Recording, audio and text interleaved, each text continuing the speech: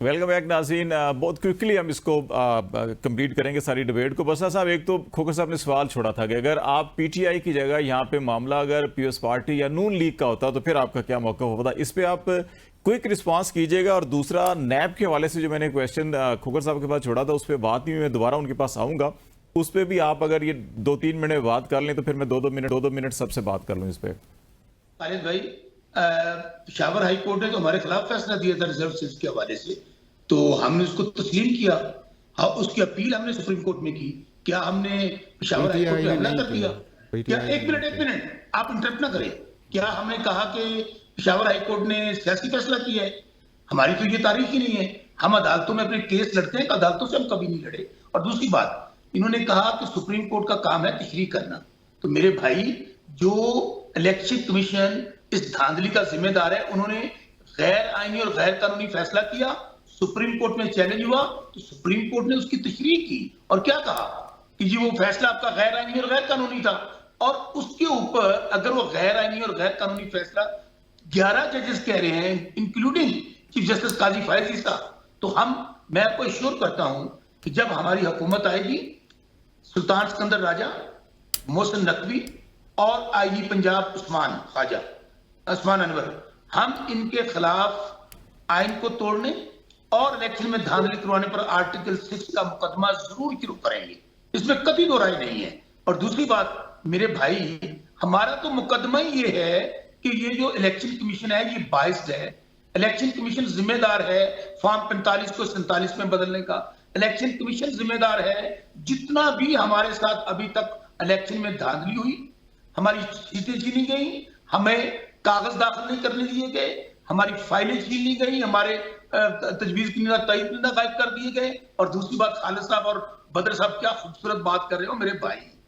हमसे अपने बल्ले का निशान छीन लिया। हम कहां से बल्ले का निशान लेते?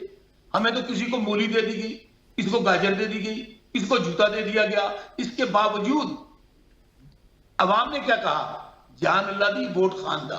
तो ये एक पूरी मनसूबाबंदी थी, पूरा प्री प्लान था। और अगर सुप्रीम कोर्ट ने ये फैसला आइन और कानून के मुताबिक कर दिया, तो अभी आप देखिए, यही माइंडसेट जो खोखर साहब का है या भी सियासी जमातों का है, ये क्या कर रहे हैं?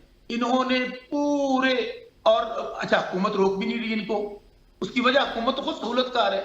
वहां पर जनाब लोग आग लगा रहे हैं। 144 की खिलाफ वर्जी अब नहीं हो रही, अभी चैनल पे बैठ के क्या अदलिया की तौहीन नहीं हो रही। तो मेरे भाई, हर चीज अब असल में ना ये समझ नहीं पा रहे। ये अब 2024 है, ये 80-90 नहीं है। ये आज भी इनको चाहिए मलिक क्यूम जैसे जजेस, रफीक तारड़ जैसे जजेस। इनको अपने वो जजेस चाहिए, वो अदलिया चाहिए जो एयरपोर्ट पर जाकर मियां नवाज शरीफ को रिलीफ दे। इनको वो अदलिया चाहिए जो 10-10, 15-15 साल बाद मियां नवाज शरीफ वापस आए और किसी कानून और आइन को ना देखा जाए और उनकी सजाएं माफ कर दी। चलो, मैं जरा बदर साहब की तरफ आता हूं। एक बात, मैं नैब की बात कर लूं। नैब की बात क्विकली कर ले फिर, ताकि टाइम इक्वली दे दूं सबको मैं। खालिद भाई, राना सनाउल्लाह का बयान, उसके बाद कोई कसर रह जाती है? वो कहता है कि हम इधर उधर से मुकदमे पकड़ के बनाएंगे। और आप मुझे बता दें, आजकल नैब की चेयरमैन कौन है? खालिद भाई, कौन है? नजीर साहब। पूरा नाम ऐसे ना करें। नजीर भट्ट साहब। जनरल रिटायर्ड नजीर भट्ट। वो तो साहब का ओहदा है ना उनका, पूरा नाम तो नजीर भट्ट साहब है। तो बात ही खत्म होगी फिर। नहीं, वो तो आफ्ताब सुल्तान साहब ने जो इस्तीफा दिया था वो भी सारी दुनिया को पता है, यही केसेस थे। मैं जरा बदर साहब आपकी तरफ आता हूँ। एक बड़ा अहम मामला जो है कि पंजाब में पूरे दफ़ा 144 है और इस्लामाबाद के अंदर भी है, और ये हर जमहूरी हुकूमत के साथ होता है। पीएस पार्टी के साथ भी होता रहा, नून लीग के साथ भी हुआ, ये तहरीक इंसाफ के साथ भी हुआ कि ये अचानक कोई ना कोई जो है कि धरने, तहरीक इंसाफ ने धरने भी दिए कि अचानक एक ग्रुप आ जाता है और बिल्कुल किसी को इजाज़त नहीं होती, कोई चिड़िया पर नहीं हिला सकती इस्लामाबाद के अंदर। आप फ़लस्तीन का झंडा लेके मुजाहरा भी नहीं कर सकते, वो आपको घरों से रात को उठा लेते हैं। लेकिन अचानक आ जाते हैं, पूरा फैज़ाबाद फिर बंद हो गया और फैज़ाबाद धरना मशहूर इतना केस। तो अब रियासत या इदारे कहाँ हो गए?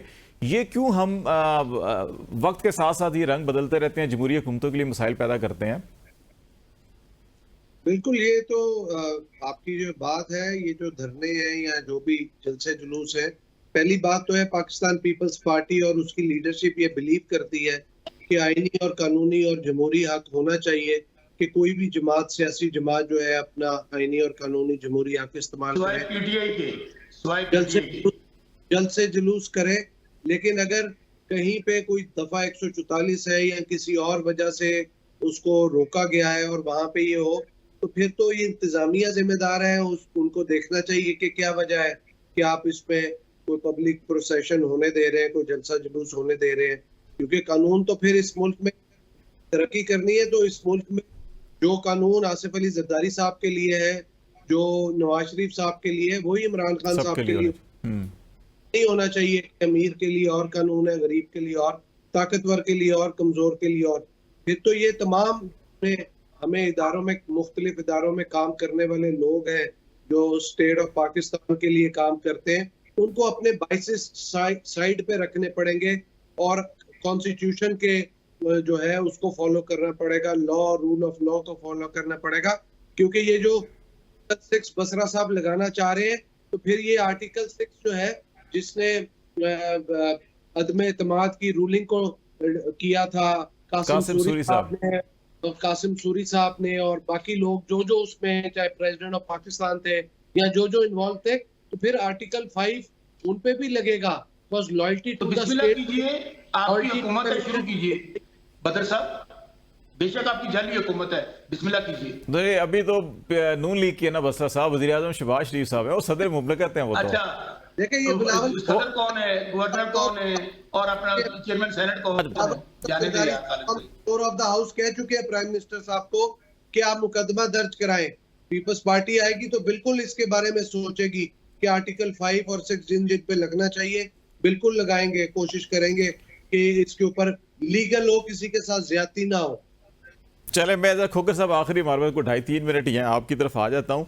ये बताएं कि इस्लामाबाद दफ़ा 144 है, एक मैं किसी अब जमात का नाम नहीं लेता, कि अगर कोई कहता है जी मैं आइन और कानून की बालादस्ती के लिए यहाँ पे रैली करना चाह रहा हूँ, अदलिया की सपोर्ट के लिए रैली करना चाह रहा हूँ, या फ़लस्तीन की सपोर्ट के लिए रैली करना चाह रहा हूँ, तो कोई इजाज़त नहीं मिल रही कि जी आप बिल्कुल नहीं कर सकते, यहाँ पे दहशतगर्दी का खतरा है। और दूसरी तरफ हम ये देख रहे हैं कि खुद इंतजामिया के, पुलिस के अफसरान खड़े होकर नारे लगा रहे हैं फैज़ाबाद में भी धरने में, और उनके हक में नारे लगा रहे हैं, और उनको पूरा फैसिलिटेट किया जा रहा है, ट्रैफिक डाइवर्ट कर दी गई है, चारों तरफ से शाराएं बंद कर दी गई हैं। ये नहीं, अब सिक्योरिटी, अब दफ़ा 144 कहाँ गई? ये रवैया ना, आप नहीं समझते कि खुद इदारों के बारे में लोग जो है कि मुतनफ़र होते हैं इससे? देखें खालिद, बिल्कुल जो रियासत का रवैया है वो सबके साथ एक जैसा होना चाहिए।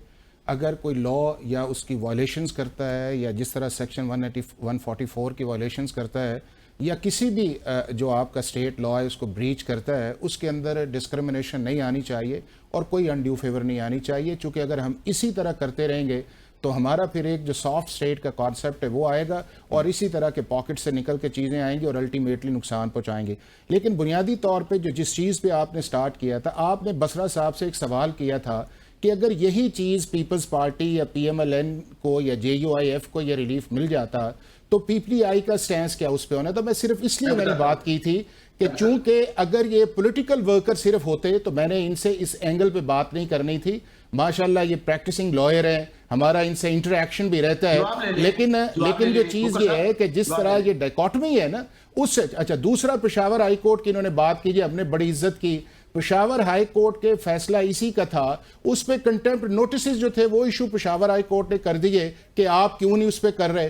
तीसरा ये है कि सुप्रीम कोर्ट ऑफ पाकिस्तान के अंदर जब लीव ग्रांट किया जाता है तो वो बेसिक एक डॉक्यूमेंट होता है कि जिसके ऊपर आपके जाके फैसला आता है। इस केस के अंदर जो 6 मई को लीव ग्रांट हुआ था वो इस बुनियाद पे हुआ था कि जो over and above election commission of Pakistan ने सीट दूसरी पॉलिटिकल पार्टीज को दी हैं, क्या उन्होंने अपनी एक्सीडिंग ऑफ लिमिट या कॉन्स्टिट्यूशनल डेविएशन पे गए, इस बुनियाद के ऊपर रिलीफ आया था। तो जब और उसी के ऊपर जाके, और ये जो मेरा ख्याल है कि जो एग्जाम्पल सेट की है, अल्लाह करे ये बसरा साहब, ये सारे इस तरह के लोग इस पे डटे रहें कि कल को इस तरह के फैसले आए और हम 187 जो है उसको इसी तरह नहीं, उसी तरह मैंने प्रोटेक्ट करते रहें। आइंदा भी जो फैसले आए इसी तरह हम सुप्रीम कोर्ट की इज्जत करते रहे, उनके जजेस की इज्जत करते रहे। अगर ये फैसला पीपल्स पार्टी या नून लीग के हक में होता तो आप क्या करते? खैर मकदम करते या प्रोटेस्ट करते? सिर्फ हम समझते हैं कि सुप्रीम कोर्ट का फैसला, इतनी मेजॉरिटी का फैसला 11 जजेस का, हम उसको वेलकम करते किसी के हक में भी होता। खोकर साहब, दूसरी बात, आज पूरे पाकिस्तान को पता है कि ये सीटें किसकी हैं। तहरीक इंसाफ बसरा साहब, मैंने ओपनिंग में कहा था कि आपकी सीट से आपको मिलनी चाहिए। Politically आप वो उस support प्रोसेस कर के अंदर किसने कहा है कि आपको नहीं मिलनी चाहिए? थोड़ा सा सुन तो लेना। पॉलिटिकली बसरा साहब वो आपको सपोर्ट कर रहे हैं, लीगली प्रोसेस के टेक्निकलिटीज हैं उसको पूरा करना चाहिए था। बहुत शुक्रिया एहसान खोकर साहब आपका, शौकत बसरा साहब आपका भी, जुल्फकार साहब बहुत शुक्रिया आपका भी। नाज़रीन आज तक इतना ही। खालिद जमील को इजाज़त दीजिए, अल्लाह हाफिज़।